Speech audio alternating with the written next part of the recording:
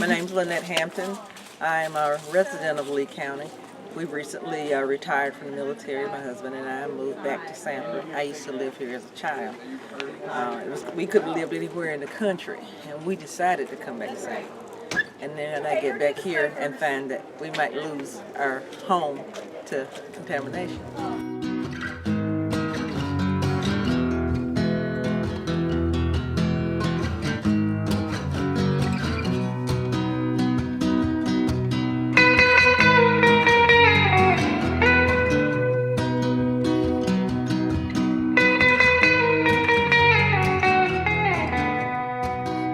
On our first day of filming, we drove into the town of Walnut Cove having absolutely no idea what to expect. Yet the footage we shot and the connections we made over the next few weeks amounted to an undertaking that was far more than we had anticipated.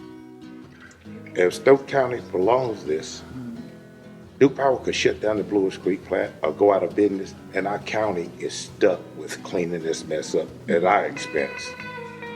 Well, we, as a county, let Duke Power come in to our neighborhood as an industry, and that's like inviting her over to your house and she trashes it and she leaves and you have to clean it up. That's not right. Walnut Cove is located in Stokes County, an area comprised mostly of rural farmland in the foothills of Appalachia in North Carolina. Members of the county's towns and communities are under threat from an abundance of coal ash ponds, a method of storing coal ash, the byproduct of the process used to generate energy from coal combustion. In February of 2014, a coal ash storage pond at Duke Energy's plant in Eden, North Carolina, developed a breach in its protective lining and spilled over 80,000 tons of toxic materials into the Dan River. The resulting ecological cataclysm has caused a multitude of issues for the environment and surrounding communities. The spill did, however, bring national attention to Duke Energy and its environmental practices. Yeah, Duke's a very environmentally responsible company.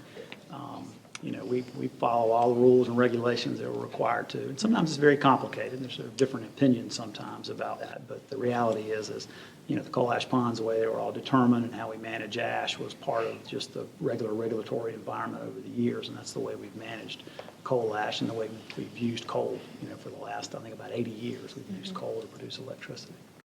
So there's going to be some long-term damage. There'll be things that will take a long time to recover.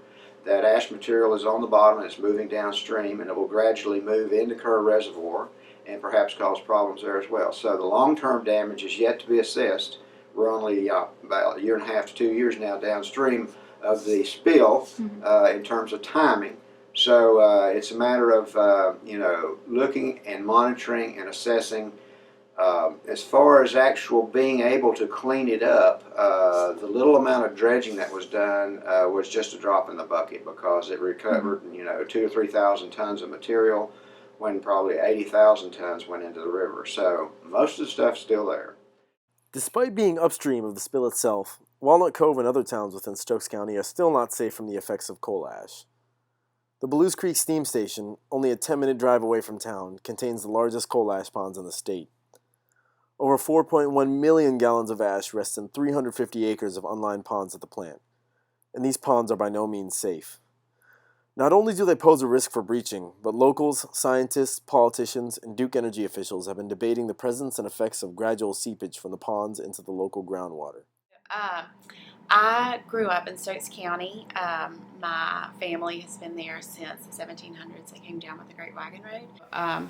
A really good friend of mine had a brain tumor, and so she had to have a craniotomy. And so I just started questioning what was at Belews Lake. A lot of people are really sick, and they are spending their time and their money going to the doctor all the time.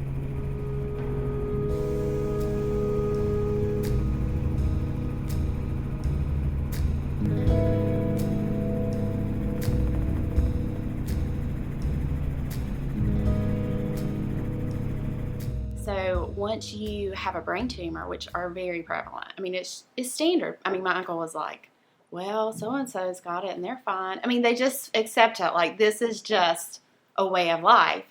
Once you have a brain tumor, you can't drive for 6 months. And people will go on disability. It is costing the taxpayers to have these very serious health conditions. The issue of coal ash and fracking applies not only to Stokes County, but to neighboring counties as well. Poorly constructed coal ash storage ponds exist across the state and continue to affect the communities around them. Concerned citizens from all over NC gathered on November 14th at the statewide meeting of the Alliance of Carolinians Against Coal Ash in Lee County to make their voices heard. Individuals use this opportunity to speak about their own efforts and opinions regarding the topic of coal ash. I'm Dawn Crawley. I live on Colin Road, and I have a small farm, and I use a pond to water my animals, which is a big concern because I live directly next to where they want to put in the Colin Road site. I have milk goats, which I won't be able to consume the milk. I have chickens, ducks, the garden, horses, miniature donkeys. Well, I'm a member of Environmental League, which is a chapter of Brettle, and in conjunction with Chatham County Group, we've got a lawsuit against Diener because they issued the permits even though we gave them, significant reasons not to. And our local government, we went to them, to the city council and the board of commissioners, and they say, well, we can't do anything. The legislature's passed, controls, and we can't do anything against them. I'm a raging granny, and they are an international disorganization that sings for peace and justice. So it's something that a lot of the grannies are very concerned about. Most of us have grandchildren. We're concerned about our children and our grandchildren and their children, and it's not a problem that's going to go away. So, yeah, it's important to us.